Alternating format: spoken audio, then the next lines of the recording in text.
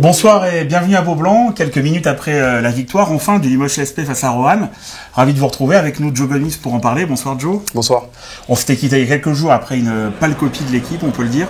Ce soir, même si tout n'a pas été parfait, dès la première minute, on a senti que Limoges était devant. Ouais, on a senti que ça allait être différent. Fallait vraiment remporter ce match, surtout parce qu'on le joue à la maison et que c'est très important.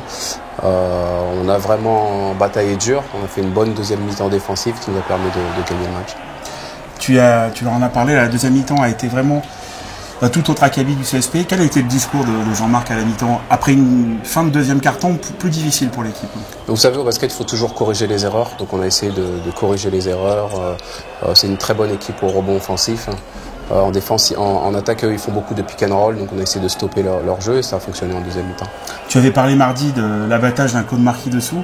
On a vu ce soir aussi Victor Samnik qui a été précieux. C'est sorti pour 5 fautes aussi en fin de match. Ça a pu jouer sur des batailles au rebond. Ça a joué parce que Victor Samnik a de l'expérience.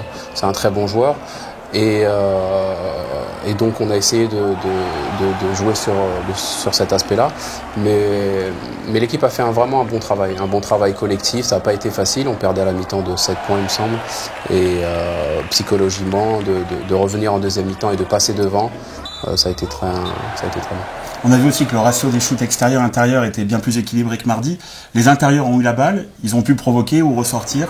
Et du coup, les shoots sont mieux rentrés que mardi soir. Oui, Fréjus avait fait un très bon match. JK est une force à l'intérieur, il faut qu'on l'utilise. Adrien peut jouer sur les deux tableaux. Et il faut vraiment avoir cette alternance dans le jeu pour pouvoir évoluer à haut niveau. On ne peut pas vivre que du jeu extérieur. Donc l'équipe, tu l'as dit, a fait une belle prestation. Si on doit ressortir quelqu'un du lot, les fans du CSP sur Facebook, Twitter ont ressorti Nobel. Pour toi, c'est le MVP ou alors est-ce qu'il y a aussi Alex? Alex et Nobel ont été très bons. Faut pas oublier le travail de Fréjus Serbo aussi, parce que les gens ont tendance à regarder beaucoup les points, mais il n'y a pas que les points en basket. Prochain rendez-vous pour le CSP Intermed Coupe de France, ça sera mardi. Pour toi, personnellement, Joe, quand on a gagné Coupe d'Europe, championnat, est-ce que la Coupe, ça peut être aussi quelque chose dans la tête qui trotte? Oui, bien sûr. Il faut jouer sur tous les tableaux. C'est vrai que c'est pas évident au début, mais je trouve que c'est très intéressant à jouer. Et j'espère qu'on va aller le plus loin possible. Le programme de la semaine, rapidement, comment ça va se dérouler? Vous revenez à Limoges avant de partir au Havre? Il me semble que oui. Je pense que l'équipe va à Angers, revient. C'est qu'à 3h, 3h30.